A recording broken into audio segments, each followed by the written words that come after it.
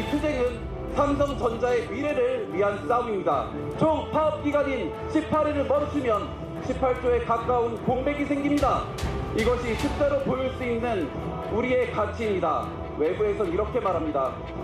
이미 많이 받고 있으면서 더 돈 달라고 한다. 저는 그 말에 이렇게 대답하겠습니다.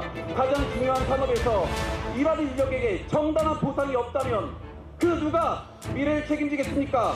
반도체 슈퍼사이클의 성과 도대체 누가 가져가고 있습니까?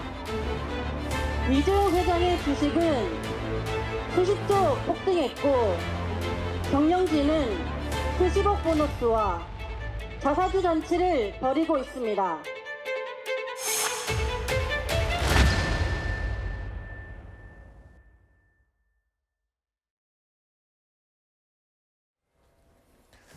자, 삼성전자 노조가 성과급 지급 확대를 요구하면서 총파업을 예고했죠.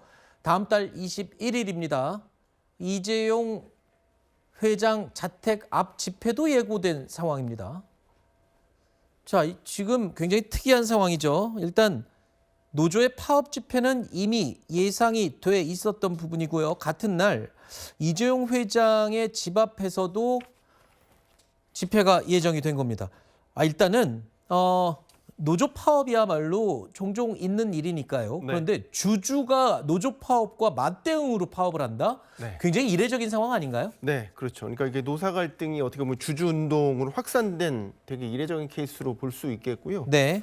말씀드린 대로 이제 이런 적이 없었습니다. 근데 이제 이번에 삼성전자 노조가 이제 파업을 추진을 하면서 나타나기 시작한 현상인 건데, 지난 23일 그 평택 캠퍼스에서 이제 노조가 대규모 결의대회 가졌을 때도 주주 단체가 이제 반대 집회를 열었었죠. 이유는 이거였습니다. 노조의 네. 무리한 요구가 주주 재산권을 침해한다.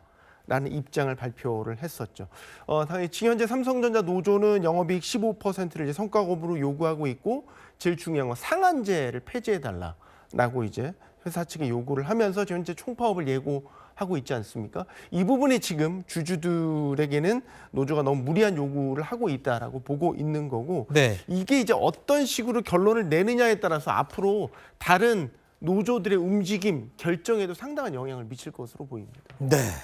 일단 주주들이 노조 파업에 반대해서 집회를 하는 것 자체가 좀 특이한 상황이기도 한데, 그만큼 또 주주들 입장에서는 이 파업으로 인해서 공장이 가동이 중단될 경우에 볼 수 있는 피해를 굉장히 우려하고 있다면서요. 네. 어느 정도 피해 규모를 예상하고 있는 겁니까? 노조가 제시하는 피해액이 하루 파업하면 1조 원 손실이라. 하루에 1조 원이요? 네.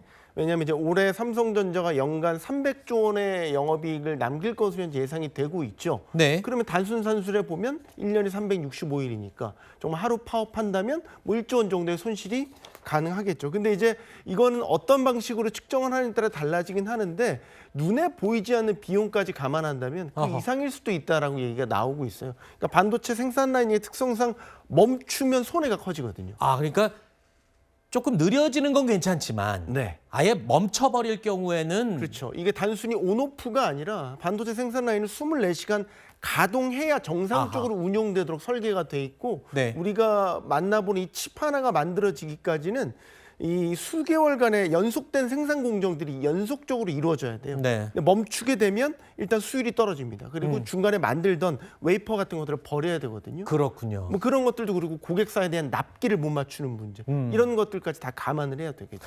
알겠습니다. 그럼에도 불구하고 오늘 오전에 뉴스 시작하기 전에 제가 확인해 봤더니 하이닉스와 삼성전자 주가는 오늘 굉장히 많이 오르고 있더군요. 글쎄요, 파업에 대해서 그렇게 심각하게 보지 않는 건지 그것도 궁금합니다. 좀 더 지켜보겠습니다.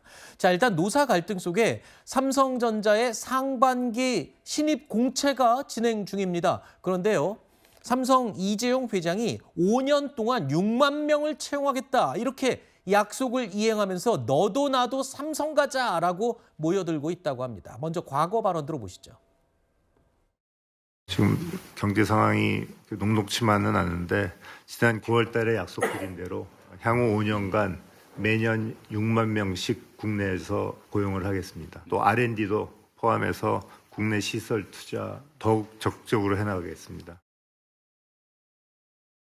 지금 4대 그룹 가운데 유일하게 공채 제도를 유지하고 있는 게 삼성이다. 뭐 이런 얘기도 들리던데 일단은 얼마 전에 SK 하이닉스 고시 한익고시라고 해갖고 공장에서 일하는 우리 직원들 뽑는데 막 너도나도 들어가려고 한다는 얘기를 저희도 했었거든요. 근데 네. 야, 이 삼성공채 저렇게 고집스럽게 가져가는 이유가 있나요? 삼성공채라는 건 단순한 어떤 기업 공채를 넘는 사회적 의미를 갖고 있죠. 아, 그래요? 그러니까 우리나라 그 재계 역사에서 대기업 중에서는 삼성이 처음으로 공채를 시작을 했고요. 그동안 뭐 경제적으로 어렵든 회사가 뭐 좋든 나쁘든 이 공채는 계속해서 이어졌었습니다. 그래서 이제 한국 사회에서 삼성 공채라는 거는 어떻게 보면 공정한 경쟁의 상징, 그다음에 계층이 어떻게 보면 순수한 노력을 통해서 이뤄낼 수 있는 계층 이동 사다리의 어떤 상징적인 것으로 이제 여겨지고 있기 때문에 네. 삼성 입장에서도 삼성도 하나의 큰 브랜드지만 삼성 공채라는 것도 어떻게 보면 하나의 브랜드로 가져가는 부분이거든요. 네. 그리고 앞서 봐주셨지만 이재용 회장도 계속해서 공채를 통해서 공정한 경쟁을 통해서 인력 채용을 하겠다는 약속을 해왔기 때문에 네. 이런 약속의 이행 과정이라고도 볼 수 있겠습니다. 알겠습니다.